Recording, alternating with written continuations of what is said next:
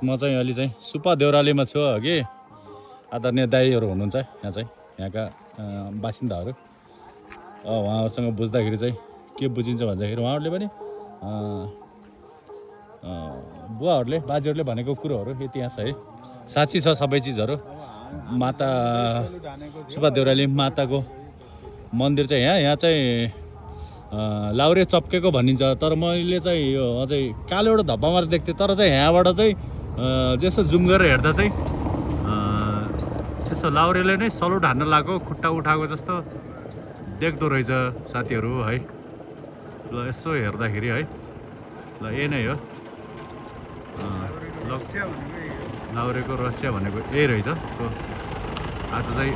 अलि मजाले निकालेर हेरियो र अनि चाहिँ सेम देखिँदो रहेछ कि यस्तै है सो जे होस्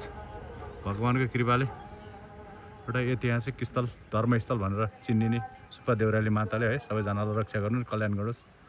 हस् थ्याङ्क यू